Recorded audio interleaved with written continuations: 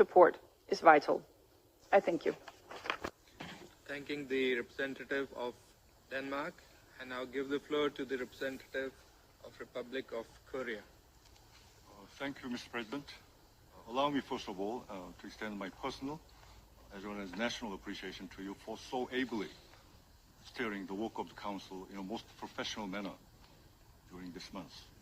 My thanks go also to all the briefers today, USG Lacroix, ASG Kobe, and Ambassador Zaid, for providing highly useful basis for our discussions. Taking this opportunity, I would like to thank also our SCAD colleagues for their superb service. No doubt, the world today is facing multiple across the region challenges of unprecedented severity in the field of peace and security.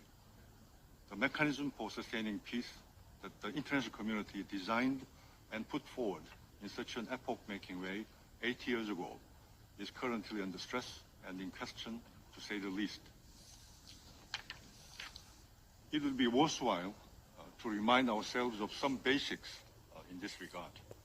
One might say that over the decades, the UN collective security system has been slow and tardy, yet quite innovative at the same time in adjusting and fitting itself to the evolving needs of the world within the existing purview of the UN Charter.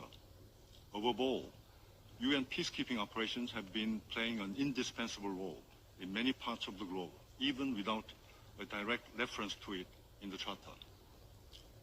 Peace building, another essential arm of the peace architecture, made a historic stride over the past 2 decades since the establishment of the Peace Building Commission, and further strengthened by the adoption of the Security Council Resolution 2282 that introduced the concept of sustaining peace, and Resolution 2594.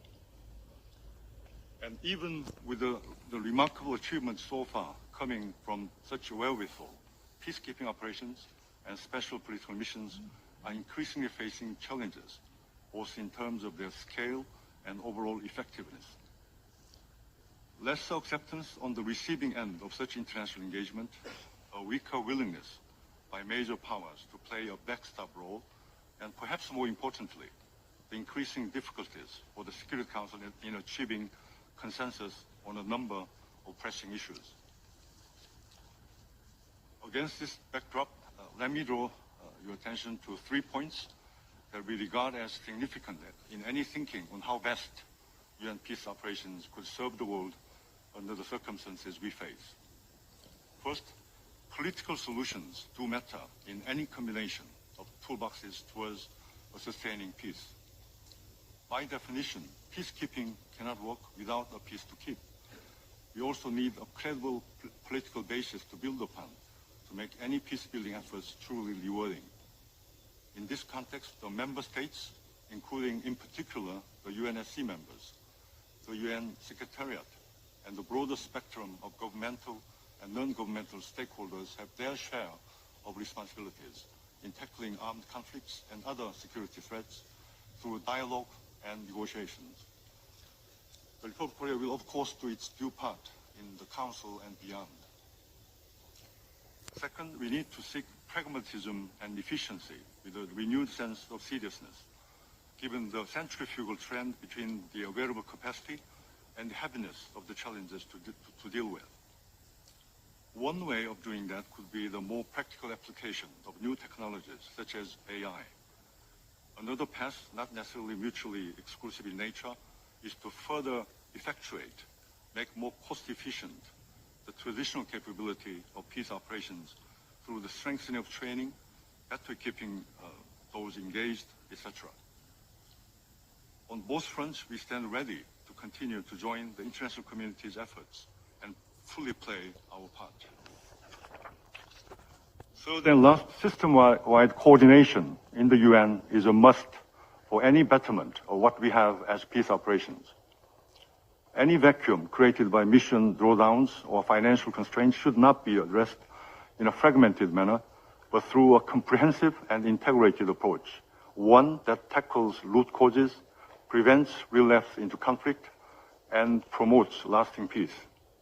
The allocate currently being a leg of the TRIO initiative in peace operations, as well as the informal coordinator between the UNSC and the PBC, will prove to be of great use, I believe. Mr. President, notwithstanding the present challenges facing the UN security mechanism, the Security Council remains the only organ in international relations empowered to make binding decisions impacting all members for the sake of the common good. As we commemorate the 80th anniversary of the United Nations, the Council must reaffirm its collective resolve and demonstrate the political will to act decisively and in unity, just as envisioned at its very first session in 1946. We very much hope that our discussions on this matter in the months ahead will lead to tangible remedies and prescriptions to the challenges facing us in peace operations and ensure they remain fit for purpose in rapidly evolving global landscape. Thank you. I thank my friend Mr. Kwingchul Lee for his statement and for having traveled from Seoul especially to participate in this meeting. I now give the floor to the representative of Panama. Thank you, Mr. President. We would like to thank Pakistan for organizing this meeting.